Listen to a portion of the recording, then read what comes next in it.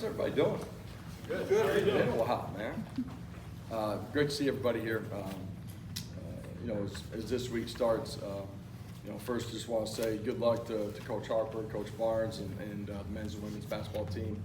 Great time of year on the basketball side of it. Look forward to seeing them all compete and have a great month here.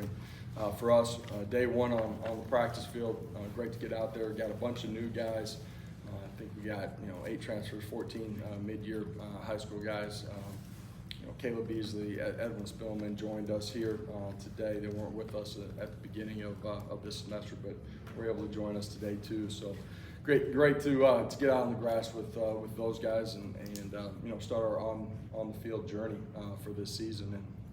And our guys have done a great job in the first quarter of our off season transition here into spring ball.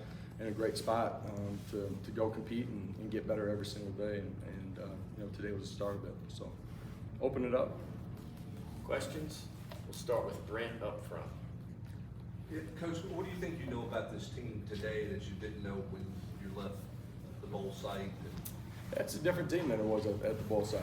There's a lot of guys that are here with us, obviously.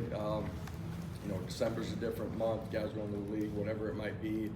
You have some of your mid-year enrollees that are there, but it's their first experience. Got a bunch more that are with us now than were in Orlando with us. And every year, it's always been true, but certainly, rosters, turn over, more frequently at this point and this time in college football. And so it's a process. It's a journey. You can't shortchange it. You can't cut it. And for us, strength and conditioning, the accountability factor, we're intentional in trying to develop leadership communication from within the locker room.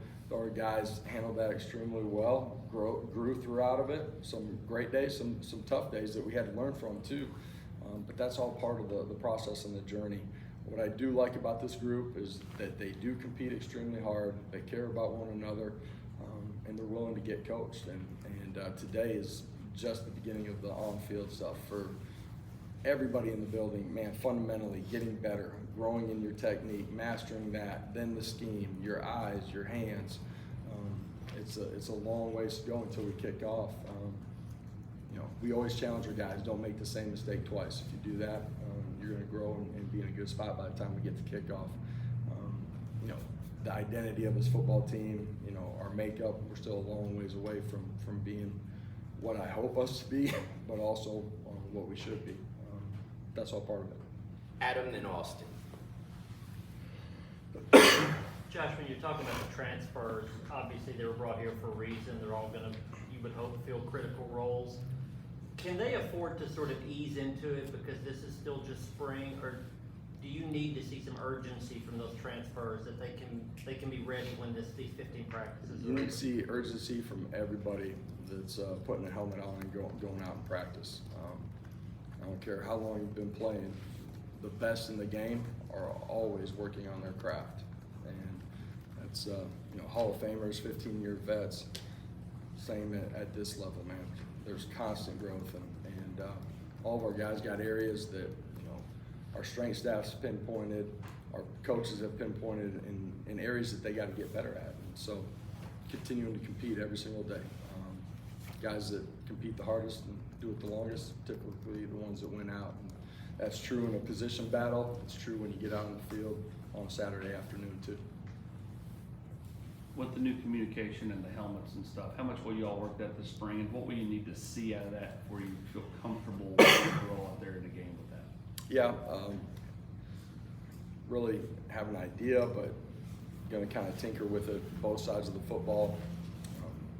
Don't have as many available right now. I think that's true across college football is what you'd like to be able to work it on both sides of the football every single day, every rep, with all the guys that potentially will be wearing it. But a little bit trial and error that'll happen in practice and in scrimmages, and kind of figure out how to navigate it where it's the most advantageous to our program that it can be. Vince, then Ryan. You guys have had good relationship between your starting quarterback and your backup quarterback for several years now. What did you see from Jake Merklinger in the bowl practices and then in this first quarter prep going into spring practice? Yeah, talented guy that works extremely hard, cares about his craft, cares about his teammates in a really positive way. And he's had, you know, a workman type mentality since he got here. And you get thrown into bowl preparation, man, it's all coming really quickly at you, and certainly at that position with everything that you got to navigate. Continuing to get better fundamentally. He's grown in understanding our schemes. He hasn't mastered anything yet, but he shouldn't at this point either. I'm really excited to get out there, you know, and continue to compete with him throughout the course of spring ball. At quarterback, and it's true at every position too, but the fundamentals of the position, if those aren't right, it's hard to be consistent in, you know, what everybody's going to see, you know, the accuracy of a football when you're throwing it, but continuing to grow that way, and then, you know, mastering our schemes here and what he's seen on the defense side of the ball. So for all of you, the young guys that are in spring ball, man, it's almost like thirds, man. The first 5 days are really tough. It's hard. Second 5 days, there's usually a dramatic growth from the first 5 days, and by the time you get to the end of it, you don't resemble the player that you were the first 5 days, you know. So being confident, continuing to work hard, not losing any confidence as you're learning, as you're growing through making some mistakes too. Josh, you guys have had mostly internal promotions, and you've had a little bit of turnover on the staff the last couple of years. What's it like, you know, bringing in a couple outside guys, and how's that transition been for them so far? Yeah, for us, you know, the process really isn't different. You know, when we have an opening, you always want to hire the right person that fits the culture of the building, that's going to be able to, you know, develop and have great relationships with the players. That's going to be a great teacher of the game, but help them grow outside of it too. All of that translates into recruiting, because, you know, to me, recruiting is about relationships and, you know, showing the kid how you're going to care about them, how you're going to help them grow and become their best. And, you know, for us, really excited about the two guys that we brought in. You know, William and Darrell are two guys that have had a ton of success. If you look at the history of their careers, they've coached at high levels. They've had guys that have been highly productive. They've come in the building, done a great job of you know, developing relationships with our guys inside the room really quickly, but then also, you know, being able to demonstrate how they're going to help them grow, and the transition's been really smooth. So excited to have those guys, and I know our players have really enjoyed having them too. Rick up front here, and then Sam in the back.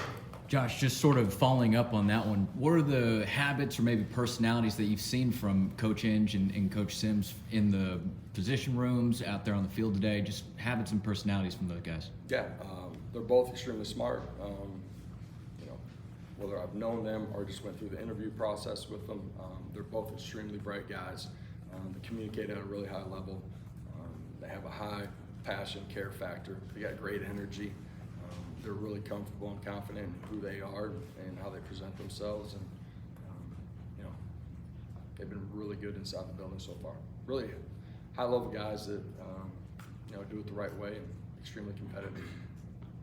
What have you seen so far from Chris Brazzell, and how have the older guys, Squirrel Wade, Brew McCoy, helped him with his transition here? Yeah, you know, we've been really fortunate building a culture where, you know, your vets want good players around them and want to help them grow, and that happens because of the, you know, position coaches that we have inside of those rooms, the culture that they set inside of those rooms. It happens because of the locker room, you know, so for Chris, all the veteran guys that have been in this, excuse me, they help them grow just in how to play the game within the game. You know, for us, the mechanics, how to process, can be specific routes, but they also help them just, you know, the culture of the building, you know, who we need to be individually, thus collectively as a group. And you know, our first quarter of our offseason, I said it earlier, we spent a lot of time on leadership and communication, and we got good leadership. It's got to become great leadership, and we need it to be championship leadership inside of that locker room. Wes and Patrick. Josh, you're already seeing some places, some analysts saying that Pierce is going to have to maybe get used to the way people might, you know, sort of focus on him this season, do what they can against him. But as last season progressed, how much more attention did he start getting in that way with opponents? He did see a bunch of attention. That can be sliding, it can be chipping. You know, some of the route structure, getting the ball out quickly, out on the perimeter, you know, was a part of it. And at the end of the day, any unit, it can't just be one guy. You know, James needs to grow as a player too, and he would stand up here and tell you that as well. There's things that he's working on for him to become his best and take his game to another level. But you got to have guys around you too, that way, if you know they're just trying to slide to one, man, somebody else has got a one-on-one that they can go win too, and bring some balance to what you're doing up front, and you know, then for us, obviously having the ability to move him around too will be a part of it as well. Josh, with Lance Hurd, the transfer you guys brought in on the offensive line, he obviously is very, very big, but for he is still, big. Yes, he is. Yes, Yeah. Thanks for confirming that. Just the fact that he's sort of a young player, but kind of is coming in with you know, some expectations coming in from LSU. What you guys expect from him? What's this spring like for him as he sort of adjusts this offense and really building his experience? Yeah, really young player that played, you know, snaps down there and played well when he had the opportunity. You know, he's a young player that's going to have to continue to grow. He's got to develop and grow into being a pro and how he handles himself every single day. He's been awesome inside of our building, you know, developing relationships, how he's competed every day. The guys that we took in the transfer portal, that recruitment happens really quickly. Man, it's been a great group that's come into the building and tried to blend in and mesh in with our team culture extremely quickly. They've handled themselves with a lot of maturity. He's handled himself with maturity. On the field, as a young player that, you know, he's, I don't know, 7 months, 8 months into his college football career, and he's just beginning his journey. So fundamentals, technique, understanding what we're doing offensively, the communication that's got to happen up front. You know, when we play with tempo, being able to function and operate within that. He's in the beginning stages. Uber talented, been great in the building. Man, I expect him to grow a bunch here over, you know, the next 14 practices. Brent? You always talk about being able to take your offense and mold it to whatever quarterback you have or whatever weapons that you have. With it now being Nico's offense, where are you guys this spring in terms of building around him, experimenting with what's best for him versus what you've done in the past? Yep. And then secondly, where is he from a leadership standpoint in your mind right now? Yeah, you know, knowing who Nico is, but also knowing that he's still growing as a player, you know, some core principles, some things that we believe in that we feel like we need to have. We're going to continue to grow in that. Some subtle things that we'll add, you know, just based off of the player that he is and how we put him in a position to be successful, but also help us grow and change from year to year too. So we'll tinker with some of that through spring ball, you know, figure out, you know, the things that we feel like are best for us collectively and for him, and you know, kind of hone in on those things as we get into to training camp. Leadership. Yeah, quarterback position, you got the ball in your hands, everybody's paying attention to that position. You better have some of those traits right from the jump. The hard thing as a young quarterback on the leadership side of it is you're still pushing extremely hard on the fundamentals, the growth and mastering of our offense, mastering what's going on the other side of the ball.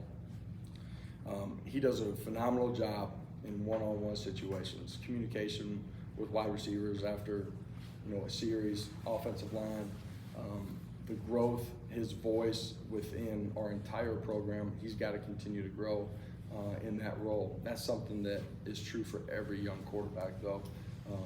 You know, expect him to continue to mold into that. All right, thank you, Coach. Good job.